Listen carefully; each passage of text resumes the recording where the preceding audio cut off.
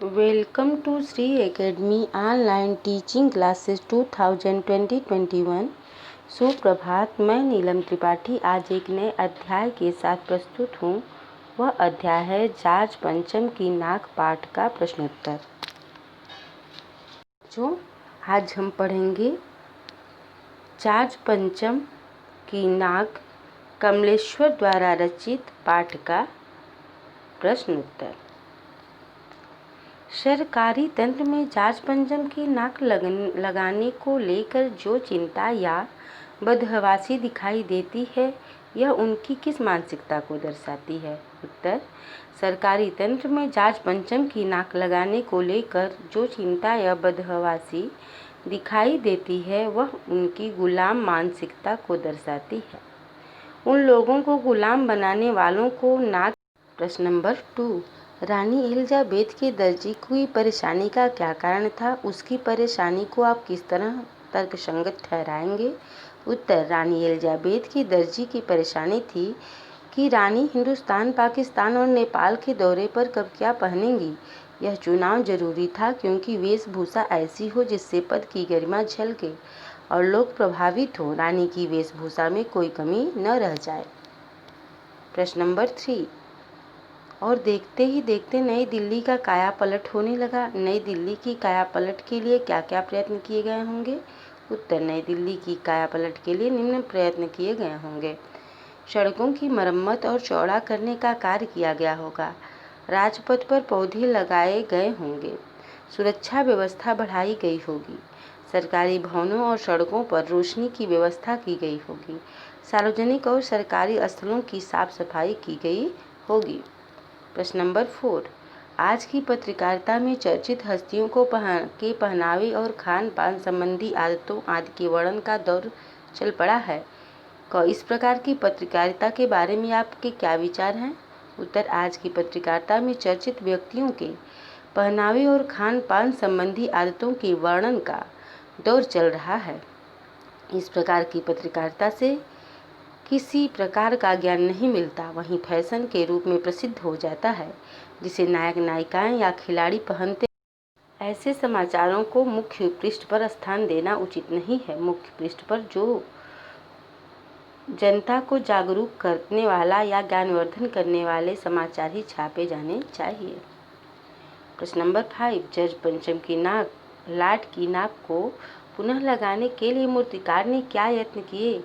उत्तर: George पंचम की लाट की नाक को पुनः लगाने के लिए मूर्तिकार ने सबसे पहले यह जानना चाहा कि मूर्ति कब और कहाँ बनी थी, उसका पत्थर कहाँ से लाया गया था। जब कुछ पता न चला तो मूर्तिकार हिंदुस्तान के हर पहाड़ पर पत्थर की खोज में गया।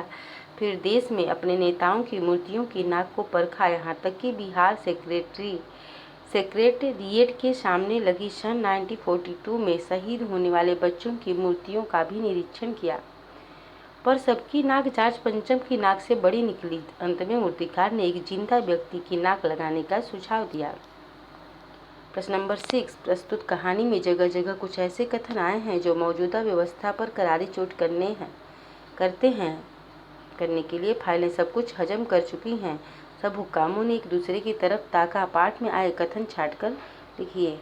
ऐसे कुछ कथन निम्नलिखित हैं: शंख इंग्लैंड में बज रहा था, गुज हिंदुस्तान में आ रहा था, गस लगती रही और लाट की नाक चली गई। सभी सहमत थे कि अगर यह नाक नहीं है तो हमारी नाक भी नहीं रह जाएगी। पुरातत्व विभाग की फाइलों के पेट चीरे गए, पर कुछ पता नहीं चला। एक खास कमेटी बनाई गई जिससे के जिम्मे यह काम दे दिया गया। एक की नज़र ने दूसरे से कहा कि यह बताने की जिम्मेदारी तुम्हारी है।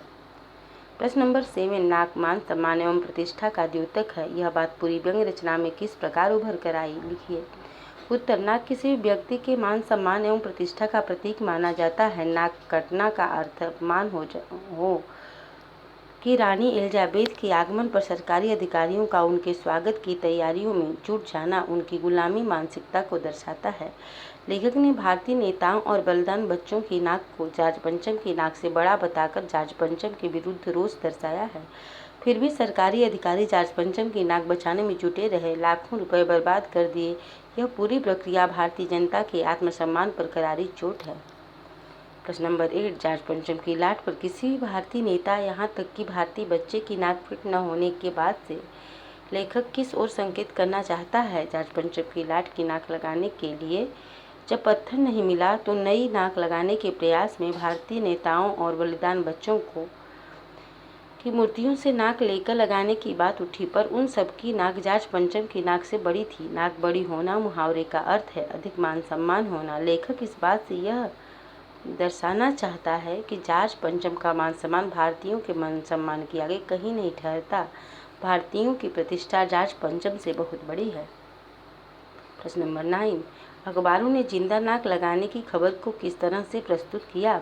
उत्तर, अखबारों ने जिंदा नाक लगाने की खबर के विषय में केवल इतना छापा, जाट पंचम की जिंदा नाक लगाई गई है, ऐसी नाक जो कतई पत्थर की नहीं लगती। प्रश्न नंबर 10, नई दिल्ली में सब था सिर्फ नाक नहीं थी। इस कथन के माध्यम से लेखक का क्या कहना चाहता है? इस कथन के दो अर्थ बताए जा सकते हैं। एक तो नई दिल्ली में सब था परंतु जाट पंचम की लाट की नाक नहीं थी। दूसरा, नाक न रहना का अर्थ सम्मान स्वाभिमान न रहना। नई दिल्ली में सब कुछ था पर अधिकारियों में स्वाभिमान नहीं था।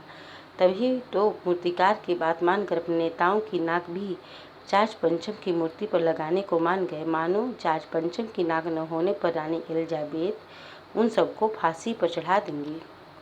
प्रश्न नंबर 11, जाट पंचम की नाक लगाने वाली खबर के दिन अखबार चुप क्यों थे?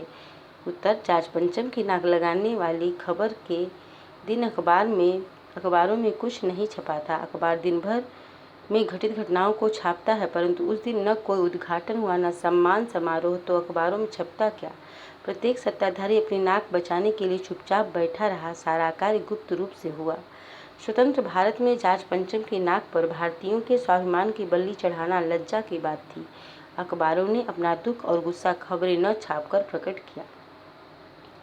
तो ये था जाट पंचम की नाक पाठ के प्रश्नोत्तर। धन्यवाद।